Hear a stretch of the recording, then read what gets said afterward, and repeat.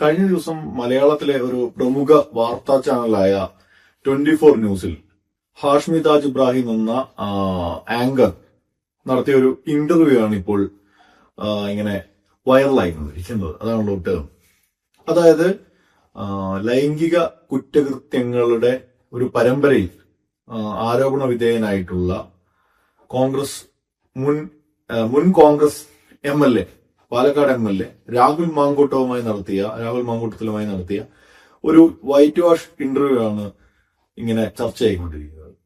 ഒരു മാധ്യമ വിദ്യാർത്ഥിയെ സംബന്ധിച്ചിടത്തോളം ഏത് തരത്തിൽ ജേർണലിസം ചെയ്യരുത് എന്നുള്ളതിന്റെ ഒരു മികച്ച ഉദാഹരണമായി കാണിക്കാവുന്ന ഒരു സംഗതിയാണ് ഈ ഒരു പ്രവർത്തനം.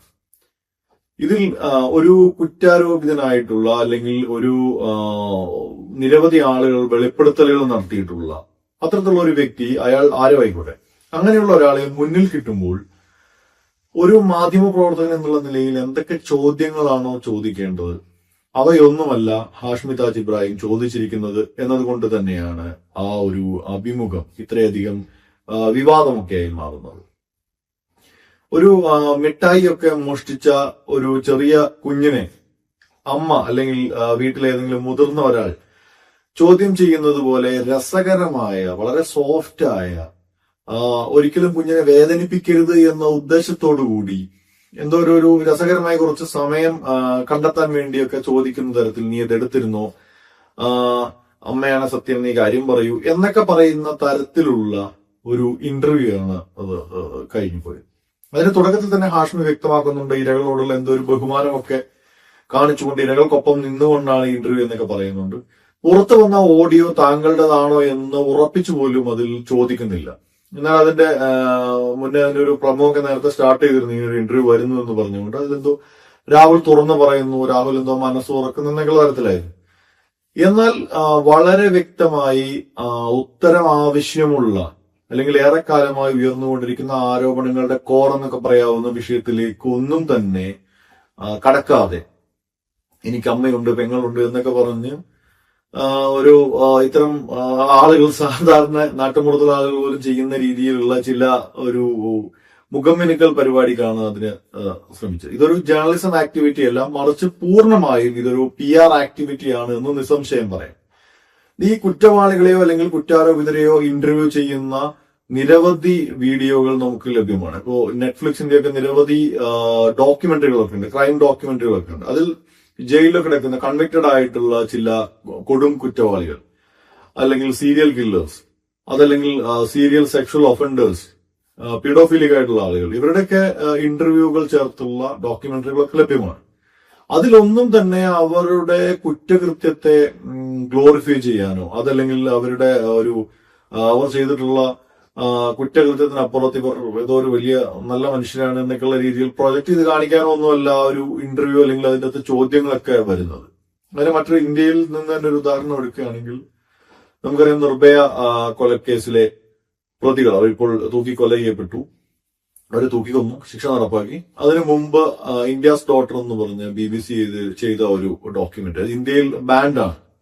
അതിനകത്ത് അവരൊട്ടും തന്നെ കുറ്റബോധമില്ലാതെ ആ ഒരു കുറ്റകൃത്യത്തെ കുറിച്ച് സംസാരിക്കുന്നുണ്ട്, കുറ്റകൃത്യത്തെ ന്യായീകരിക്കുന്നുണ്ട്.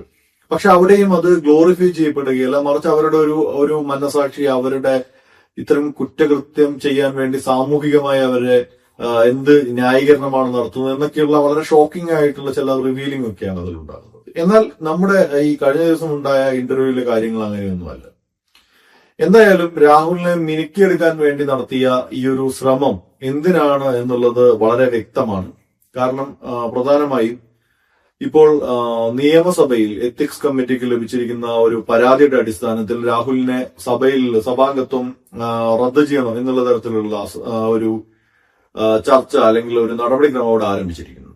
മറ്റൊന്ന്, രാഹുലിനെ സംബന്ധിച്ചിടത്തോളം തന്റെ കരിയർ മുന്നോട്ട് കൊണ്ടുപോകാനുള്ള ഏക വഴി എന്ന് പറയുന്നത് വരാനിരിക്കുന്ന നിയമസഭാ തെരഞ്ഞെടുപ്പിൽ പാലക്കാട് നിന്ന് മത്സരിക്കുകയും ജയിക്കുകയും അനന്തരം താൻ ജനകീയ കോടതിയിൽ കുറ്റവാളിയല്ല എന്ന് തെളിയിച്ചിരിക്കുന്നു, അവിടെ നിന്ന് തനിക്ക് ക്ലീൻ ചിറ്റ് ലഭിച്ചിരിക്കുന്നു എന്ന് ഒരു തിരഞ്ഞെടുപ്പ് വിജയം കൊണ്ട് അത് ഉറപ്പിച്ചെടുക്കുക എന്നുള്ള ഒരു ശ്രമം. ഇത് അയാളുടെ പൊളിറ്റിക്കൽ കരിയറിന്റെ ഒരു അവസാന പിടികൊള്ളി എന്നൊന്നും ചെയ്യുന്നതാണ്. അതിനൊരു PR ആക്ടിവിറ്റികളുടെ തുടർച്ചയാണ്. ഏറെക്കാലമായി നമ്മൾ കണ്ടുകൊണ്ടിരിക്കുന്നുണ്ട്. അത് ഇത്തരത്തിൽ ആരോപണം ഉന്നയിക്കുന്ന സ്ത്രീകളെ തെറി വിളിക്കുക, രാഹുലിനെതിരെ നടപടിയെടുത്ത കോൺഗ്രസിന് തന്നെ മുതിർന്ന നേതാക്കളെ പോയി തെറി വിളിക്കുക സോഷ്യൽ മീഡിയയിൽ. അത്തരത്തിലുള്ള ഒരു ആക്ടിവിറ്റി കുറെ കാലമായി ഈ രാഹുൽ ആർമി എന്നൊക്കെ പറയാവുന്ന തരത്തിൽ നടന്നുകൊണ്ട് വരുന്നുണ്ട്. അതുകൂടാതെ നിരവധി സിനിമ പ്രൊമോഷൻ ഒക്കെ ചെയ്യുന്ന തരത്തിലുള്ള പേജുകൾ, അത്തരം സോഷ്യൽ മീഡിയ പേജുകൾ, അത് ഈ ഫേസ്ബുക്കിലും അതുപോലെ ഇൻസ്റ്റാഗ്രാമിലൊക്കെയുള്ള അത്തരം പ്രൊഫൈലുകളിലും പേജുകളിലും നിങ്ങൾക്ക് ഇയാളെ ഇഷ്ടമാണോ, ഇയാൾ തെറ്റ് ചെയ്തതായി നിങ്ങൾ കരുതുന്നുണ്ടോ എന്നൊക്കെ നിഷ്കളങ്കമെന്ന് തോന്നാവുന്ന തരത്തിൽ റീച്ച് ഉണ്ടാക്കാവാൻ വേണ്ടി ഈ പേജുകാർ തന്നെ സ്വയം ഇടുന്നു എന്നൊക്കെ തോന്നുന്ന തരത്തിലുള്ള ചില ചോദ്യങ്ങളും രാഹുലിന്റെ ക്യൂട്ടായിട്ടുള്ള ഫോട്ടോകളും പരിപാടികളൊക്കെ ഇങ്ങനെ വന്നുകൊണ്ടിരിക്കുന്നുണ്ട്.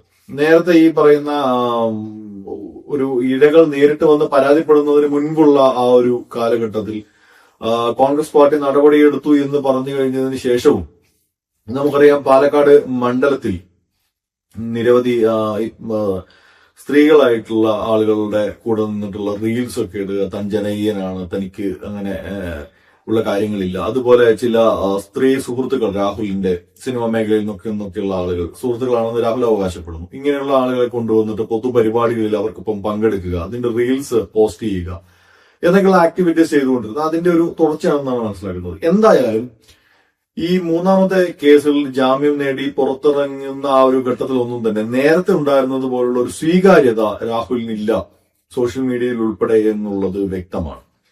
അത് രാഹുലിന്റെ ഒക്കെ ഫാൻസിന്റെ ഒക്കെ ഭാഷയിൽ പറയുകയാണെങ്കിൽ ലൈക്കുകൾ എണ്ണി നോക്കിയാൽ തന്നെ അത് മനസ്സിലാക്കാൻ കഴിയും. നേരത്തെ രാഹുൽ ജാമ്യാപേക്ഷ കൊടുത്തു എന്നൊക്കെ പറഞ്ഞ ഒരു വാർത്തയ്ക്ക് തന്നെ അത്രയധികം കമന്റുകളും റിയാക്ഷനും കാര്യങ്ങളൊക്കെ ഉണ്ടായിരുന്നിടത്ത് രാഹുലിനെ പിന്തുണക്കുന്ന പരമ്പരാഗതമായി തന്നെ കോൺഗ്രസിനെയും UDF-ലെ മറ്റു ഘടകകക്ഷികളെയും ലീഗിനെയും ഒക്കെയുള്ള നേതാക്കന്മാരെ കുറിച്ചൊക്കെ പോസ്റ്റുകളൊക്കെ ഇടുന്ന വലിയ ഫോളോവേഴ്സ് ഉള്ള പേജുകളിലും പ്രൊഫൈലുകളിലും പോലും രാഹുലിന്റെ ഈ സമീപ ദിവസങ്ങളിലുള്ള പോസ്റ്റുകൾക്ക് വളരെയധികം റീച്ച് കുറവായിരുന്നു. അത്തരമൊരു ഘട്ടത്തിലാണ് ഇത്തരം ഒരു PR ആക്ടിവിറ്റി ചെയ്യുന്നത്. എന്തായാലും ഇതൊരു മികച്ച PR ആക്ടിവിറ്റി എന്നുള്ള നിലയിൽ ആർക്കെങ്കിലും പഠനവിധേയമാക്കണമെങ്കിൽ വിധേയമാക്കാം. അപ്പോൾ പോലും ഇതൊരു മികച്ച PR ആക്ടിവിറ്റി അല്ല എന്ന് സംശയം പറയാം. എന്തായാലും ഇതൊരു ജേർണലിസം പ്രവർത്തനമാണ്, ജേർണലിസത്തിന്റെ ഭാഗമായി നടന്നിട്ടുള്ള ഒരു കാര്യമാണ്. ഇത് മഹത്തായ ഒരു ജേർണലിസമാണ് എന്നുള്ള തരത്തിൽ ഇതിനെ ആരും നോക്കി കാണരുത് എന്നാണ് പറയാനുള്ളത്. എന്തായാലും രാഹുലിന്റെ ഓരോ തവണ രാഹുൽ തന്നെ മിനുക്കിയെടുക്കാനുള്ള പ്രവർത്തനങ്ങൾ നടത്തുമ്പോഴും കൂടുതൽ ഇരകൾ പുറത്തു വരികയാണ്. ഇപ്പോഴെന്താണ് ഉണ്ടായത്? കഴിഞ്ഞ ദിവസത്തെ ഇന്റർവ്യൂവിന് ശേഷം ഒരു മാധ്യമ പ്രവർത്തകയും അതുപോലെ തന്നെ ഒരു മുൻ KSU പ്രവർത്തകയും അവർക്ക് അറിയാവുന്ന ചില തെളിവുകൾ അതല്ലെങ്കിൽ അവർക്ക് അയച്ച ചില മെസ്സേജുകളൊക്കെ പുറത്തെടുക്കുന്ന ഒരു സാഹചര്യം ഉണ്ടായി. ഓരോ ഘട്ടത്തിലും നോക്കുക, രാഹുൽ എപ്പോഴൊക്കെ ഇത്തരത്തിൽ മിനുക്കിയെടുക്കാനും പുറത്തിറങ്ങാനും ശ്രമിക്കുന്നു അപ്പോഴേക്കാണ് വരുന്നത്. രാഹുൽ അനുകൂലികൾ പറയുന്നതൊക്കെ രാഹുലിനോടുള്ള വിദ്വേഷം കൊണ്ട് ഉണ്ടാക്കിയെടുക്കുന്നതാണ്. അത് പൂർണ്ണമായും തെറ്റാണ്. ഒരു ഉദാഹരണം നിങ്ങൾ തന്നെ ഒന്ന് ആലോചിച്ച് നോക്കുക. നിങ്ങളുടെ ഒരു പഞ്ചായത്തിൽ ഒരാൾ മെമ്പറായി മത്സരിക്കാനിരിക്കും. ഇയാൾ നേരത്തെ നിങ്ങളെ ഒരുപാട് കടം വാങ്ങി തിരിച്ചു തരാതെ പറ്റിച്ചിട്ടുണ്ട്.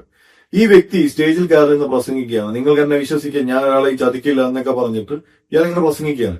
നേരത്തെ ഇയാൾ പണം ചതിച്ച കാര്യം നിങ്ങൾ അത്രയധികം ആളുകളോടൊന്നും പറഞ്ഞിട്ടില്ല. ചിലപ്പോൾ നിങ്ങളുടെ ക്ലോസ് ആയിട്ടുള്ള ഏതെങ്കിലും സുഹൃത്തുക്കളോടോ അല്ലെങ്കിൽ കുടുംബാംഗങ്ങളോടെ പറഞ്ഞിട്ടുണ്ടാവുള്ളൂ. പക്ഷെ ഇയാൾ ഇങ്ങനെ സ്വയം മാന്യനായി പ്രസംഗിച്ചടക്കുമ്പോൾ നിങ്ങളുടെ ഒരു മനോവികാരം എന്തായിരിക്കും? അയാൾ എക്സ്പോസ് ചെയ്ത് കാണിക്കാനുള്ള ഒരു ടെൻഡൻസി സ്വാഭാവികമായി തന്നെ നിങ്ങൾ വരികയും നിങ്ങൾ തന്നെ നാട്ടുകാരോട് ഇയാൾ എന്റെ കയ്യിൽ നിന്ന് കാശ് വാങ്ങിച്ച് എന്നെ പറ്റിച്ച ആളാണ്, അയാൾ ഇപ്പോൾ ഇവിടെ പ്രസംഗിച്ച് നടക്കുന്നത് നോക്കൂ, നിങ്ങൾക്ക് എന്നെ വിശ്വസിക്കാമെന്നാണ് ഇയാൾ പ്രസംഗിക്കുന്നത് എന്ന് നിങ്ങൾ തന്നെ അയാളെ കുറിച്ച് പറയില്ലേ? അതും അതിന്റെ ഒരു മറ്റൊരു വേർഷനാണ്, അല്ലെങ്കിൽ അത്തരം കാര്യം തന്നെയാണ് ഇവിടെ നടക്കുന്നത്. രാഹുൽ ഏറ്റവും നല്ല രീതിയിൽ രാഹുലിന് ചെയ്യാമായിരുന്ന ഒരു കാര്യം, ഇത്തരം വിഷയങ്ങളിൽ എക്സ്പോസ്ഡ് ആയ ഉടനെ, അതിൽ കേസുകൾ ഉണ്ടായ ഉടനെ അതിൽ ഈ പറയുന്ന പൊതുസമൂഹത്തിൽ നിന്ന് തന്നെ മാറി നിന്നുകൊണ്ട് കേസുകൾ നേരിടുക എന്നുള്ളതാണ് അയാൾക്ക് ചെയ്യാവുന്ന ധാർമ്മികവും നിയമപരവും രാഷ്ട്രീയപരവുമായിട്ടുള്ള ഏറ്റവും മികച്ച കാര്യം.